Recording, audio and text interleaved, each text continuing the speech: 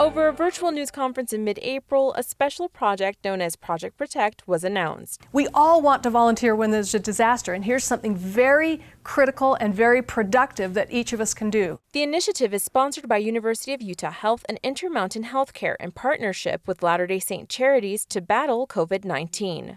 Utah Governor Gary R. Herbert praised the community-based effort in the state's daily COVID-19 news conference. I've invited Sister Jean Bingham. I hope you can talk to us about some of the new efforts of the new partnerships that have been forged. Volunteers will sew 5 million clinical face masks for frontline care providers. What's the last name? Upon learning about Project Protect, we're giving you some instructions and the mask kits. Thousands of Latter-day Saints and Friends of the Faith signed up on justserve.org and drove up Pull in this first lane and they'll be able to help. to one of the church's distribution centers in Murray, Utah. What we're telling people is that they've got a mask kit of 100 masks and they're going to go home and use these instructions to produce these masks and then just bring them back here on Saturday to drop off. The building surroundings temporarily serve as a drive-through. There's the instructions in here, the masks. To hand out bags full of unassembled personal protective equipment materials, also known as PPE.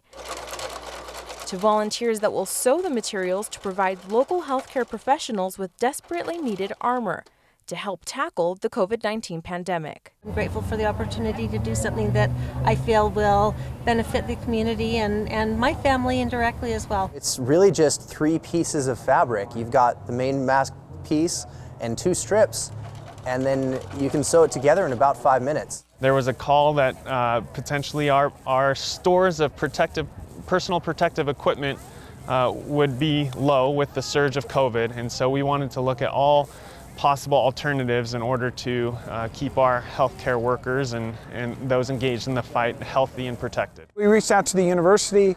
We were connected also with the Relief Society General Presidency and began working on this project, Project Protect. In seeking to provide assistance, the First Presidency recently announced that the church will continue to work with humanitarian agencies, health ministries, and hospitals around the world. Latter-day Saint Charities is very lucky because we have partnerships so that when there is a pandemic, we don't have to start from scratch. We know exactly how to help each other, and then we go to work right away. With the church participating in over 110 COVID-19 relief projects in nearly 60 countries so far, church leaders also encourage Latter-day Saints to help wherever they live. I would just say to all of the people who are volunteering in different ways, we are so grateful for you, and our goal is to help support you so that we can get through this pandemic together.